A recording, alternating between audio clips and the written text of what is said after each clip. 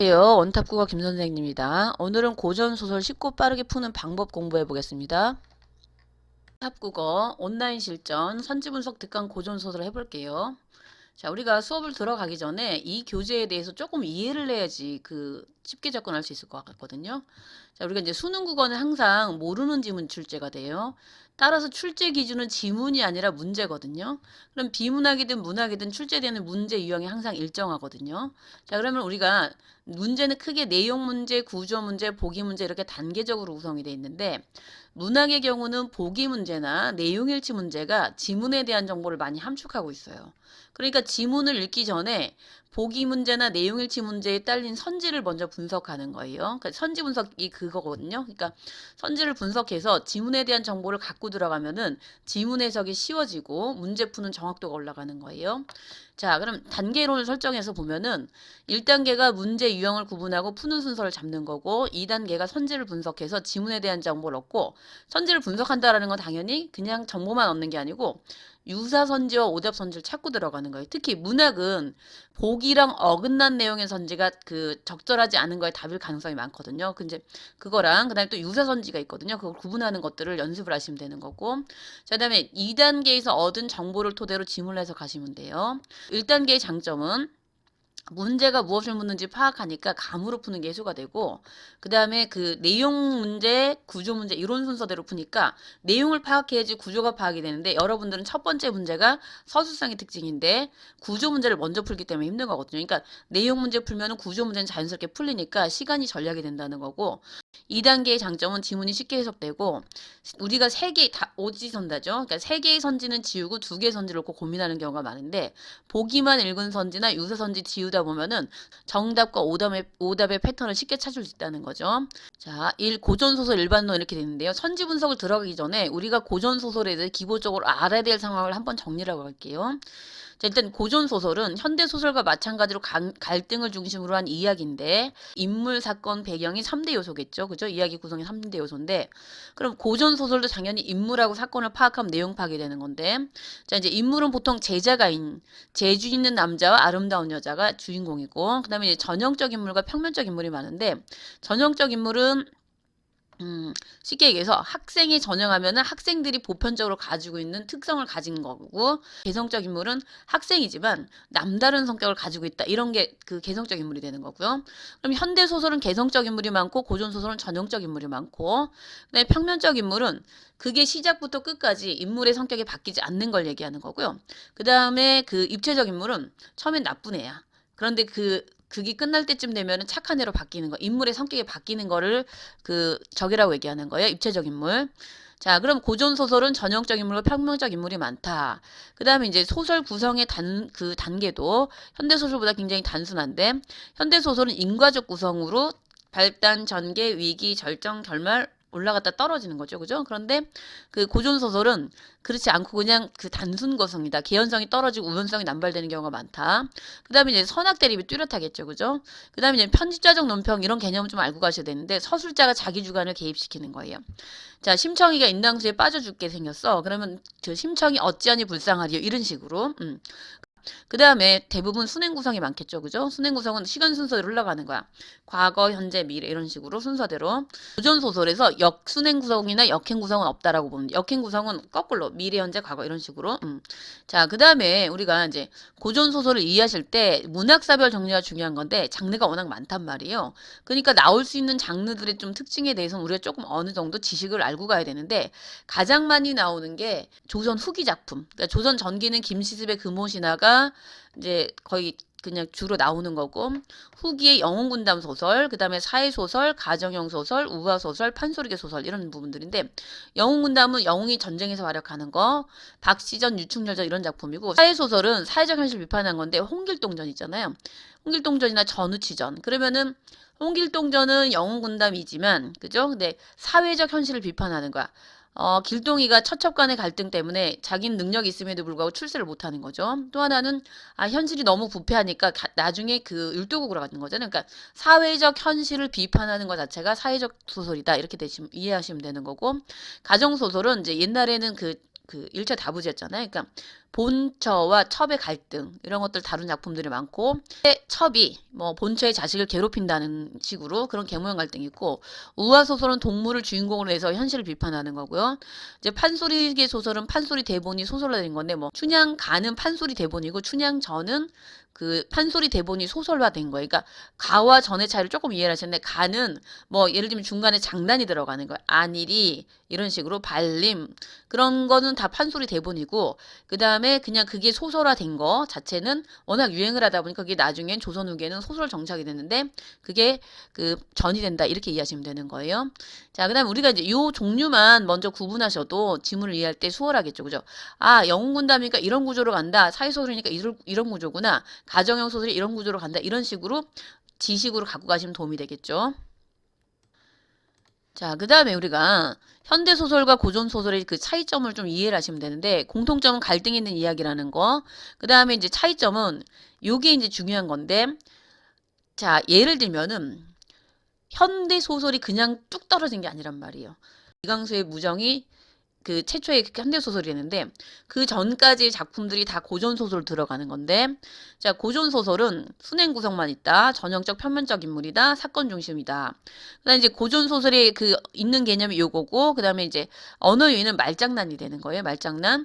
판소리 소설의 그 재미를 위해서 판소리 소설이 많이 사용되는 거예요. 예를 들면은 그 춘향이가 감옥에 가 있는데 이도령이 거지가 돼서 내려왔어.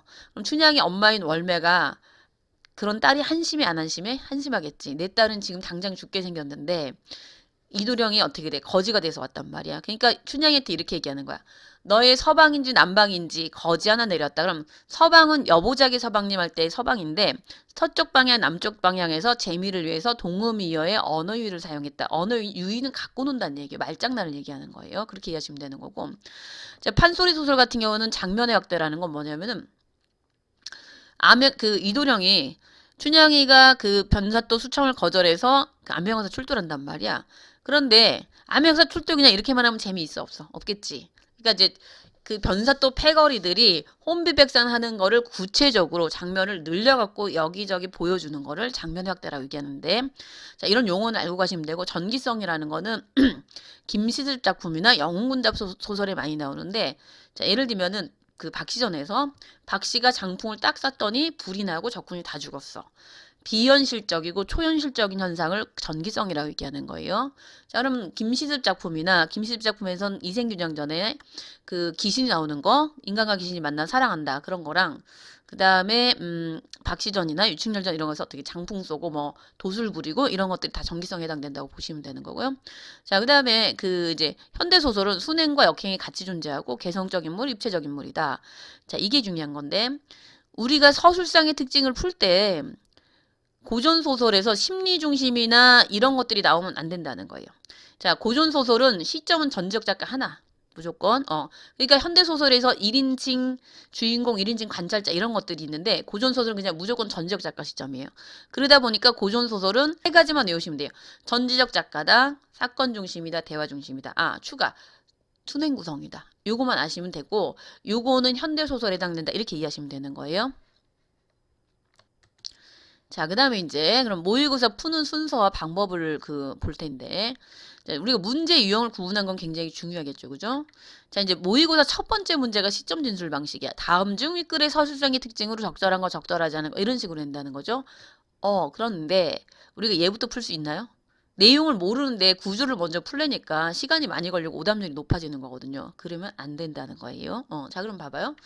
일단은 내용일치 문제가 인물 사건이고요. 그 다음에 이제 문맥적 의미는 기억, 니은 해갖고 단어나 그 문장을 주는데 자, 요런 경우는 예전에는 사자성어 많이 나왔는데 요즘에는 그냥 그 어떤 인물의 말과 행동에 밑줄을 그어놓고 인물이 어떤 맥락에서 말을 했는가 그 다음에 인물이 어떤 맥락에서 그 행동을 했는가 말과 행동 의미를 파악해서 결과적으로 인물이 왜 그렇게 행동했는가를 파악하는 거니까 인물의 심리를 파악하는 거다 이렇게 이해하시면 되는 거고 자, 그 다음에 이제 보기에서 작품에 대한 정보를 주는 경우가 많죠. 그죠? 그러니까 요런 경우는 이제 반영론은 시대현실, 모든 문학작품은 시대현실을 반영한 데서 반영론이 되는 거고 모든 작품은 작가의 의식과 삶을 표현한다 표현론이 되는 거고, 그 다음에 이제 이런 게 이제 반영론 표현론이 외제적 관점이고, 작품 내에서 요게 다 시점 진술 방식, 인물 사건 이런 것들이 다 내재적 관점이 되는 거죠. 작품 내에서 읽어준다. 자, 그런데 자, 보기 문제는 이 내외제적 관점이 다 섞이는 거야.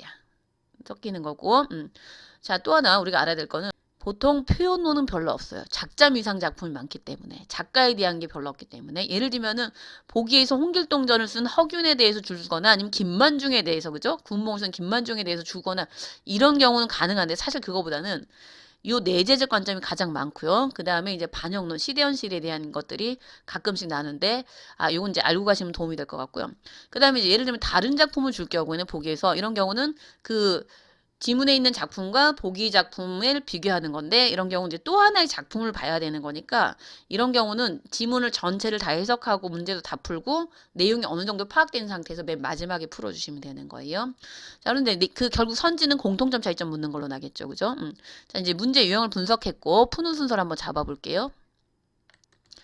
자, 이제 고전소설 푸는 순서는 어떻게 보셔야 되냐. 자, 일단은 모의고사 문제 유형은 시점 진술 방식, 내용 일치, 문맥적 의미, 내외적 관점 이렇게 나오는데 순서를 바꿔주란 얘기죠.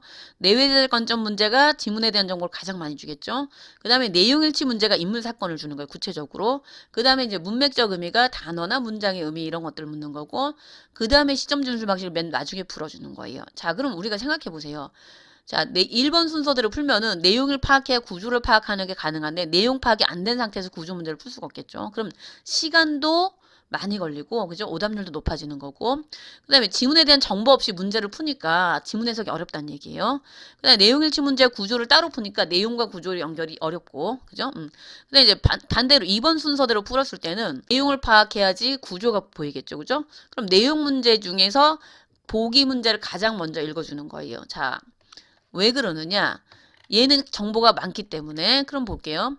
자, 지문을 읽기 전에 내외제작 관제 문제는 내용일치 문제를 먼저 파악해야 되면 지문에 대한 정보가 70% 이상 확보가 되는 거고, 그 다음에 당연히 선지를 분석해서 가는 거니까 문제 푸는 시간이 많이 세이브가 되는 거고, 그다음에 내용 파악한 다음에 구조 문제 적으면 구조 문제가 자연스럽게 풀리기 때문에, 그죠? 그 다음에 이제 오답률이 많이 떨어져 정답률이 올라가는 건데, 자, 이제 푸는 순서를 정리해 보면은 요게 비판적이에요. 내외제적 관점을 가장 먼저 풀어주시는 게 좋다는 거죠. 자, 그 다음이 내외제적 관점 문제를 먼저 풀고 내용일치 문제를 풀자는 얘기죠. 그럼 이제 단 내외제적 관점 글 전체에 대한 포괄적인 정보를 주니까 이게 내외제적 관점 문제를 먼저 푸는 게 유리하고, 그 다음에 이제 내용일치가 인물사건이니까 그 1번, 2번, 그 다음에 얘가 3번. 내용 파악이 다 끝났어. 그럼 구조는 자연스럽게 보이는 거예요. 글 전체 흐름이. 그러니까 이런 식으로 순서를 잡아주는 게 그 패턴을 한번 시켜보세요. 여러분 스스로가 모의고사 풀 때. 그럼 정말로 시간도 많이 절약되고 많이 도움이 될 거예요.